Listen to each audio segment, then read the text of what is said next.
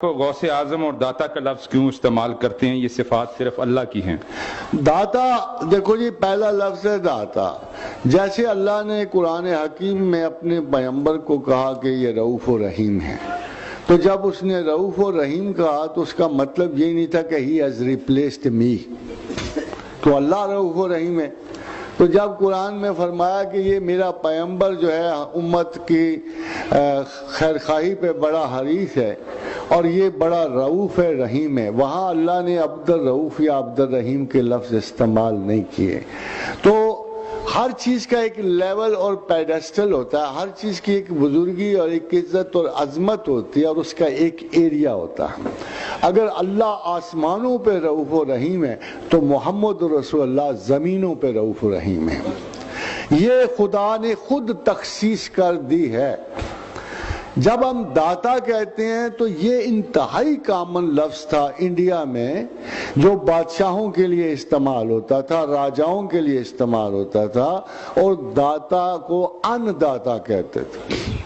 اور یہ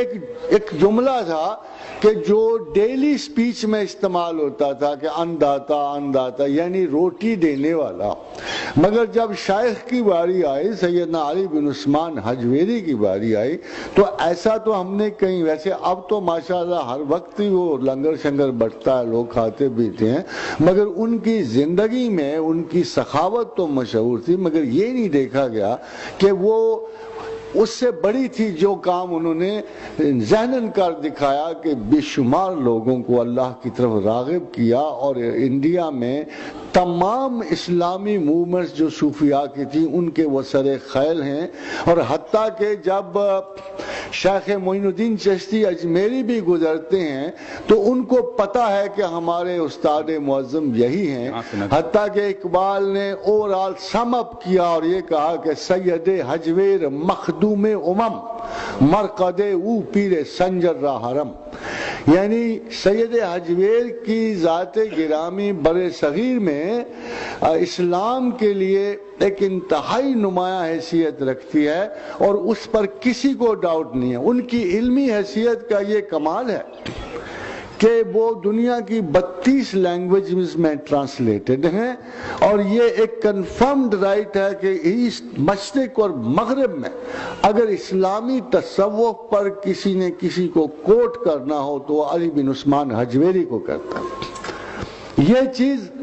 آپ حیران ہوں گے کہ یہ چیز شیخ عبد القادر جیلانی کے ساتھ بھی موسوم نہیں، بلکہ مغرب میں اگر مقامات تصوف اور خیالات تصوف کی ایکسپلینیشن ہوتی ہے تو وہ سیدنا علی بن عثمان حجویری کے توسط سے ہوتی ہے، کیونکہ جتنا مارکڈلی اسلامی گہرائیوں کو، ڈیپتھ کو، فکر کو حضرت سید حجویر نے انالائز کیا ہے، اتنا کسی اور صوفی نے نہیں کیا۔ ظاہر ہے کہ اگر میں نے کوئی خیرات اللہ کے اس بندے سے لی ہے تو میرا داتا تو وقتی طور پہ وہی ہوگا، اور اس کو داتا کہنے سے لوگ اپنا اللہ پہ یقین نہیں بدلتے، بلکہ اس حدیث پہ یقین رکھتے ہیں کہ اللہ نے تقسیم انعامات کے لیے بھی چند لوگوں کو چنا ہوتا ہے۔ اور جیسے اللہ کے رسول نے فرمایا کہ واللہ موتی وانا قاسم، عطا کرنے والا سب کا اللہ ہے مگر بانٹنے والے رسول اللہ ہیں۔ اور جب رسول اللہ صلی اللہ علیہ وسلم، یہ بخاری کی حدیث ہے، کامن نہیں ہے، جب رسول اللہ نے تقسیم کی تو پھر ان لوگوں کے نصیب میں بانٹ آئی، پھر انہوں نے لوگوں پہ جو تقسیم کیا اس کے افزانے میں ایک لفظ لوگوں نے واپس کر دیا کہ یہ بھی داتا کے رنگ میں رنگے ہوئے داتا ہی ہیں۔ مگر جو دوسرا لفظ ہے غوث اعظم کا، یہ ٹائٹل نہیں ہے ایز سچ، یہ ایک اسپیسیفک تصوف کے آسپیکٹ کا نام ہے۔ تصوف 2 مرحلوں میں ہے، پورا علم تصوف جو ہے 2 شاخوں میں تقسیم ہو جاتا ہے۔ ایک جذب اور شکر کی ہے، جسے انگریزی میں آپ مسٹسزم آف ایکسٹیسی کہتے ہیں، تلذذ، اور دوسرا جو ہے یہ اصحاب صحو ہیں، اور ان کو ہم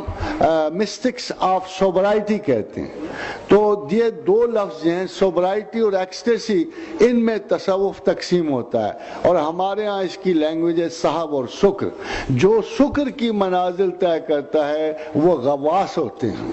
اور جو ان میں سب سے بڑا شیخ ہوتا ہے وہ غوث اعظم کہلاتا ہے۔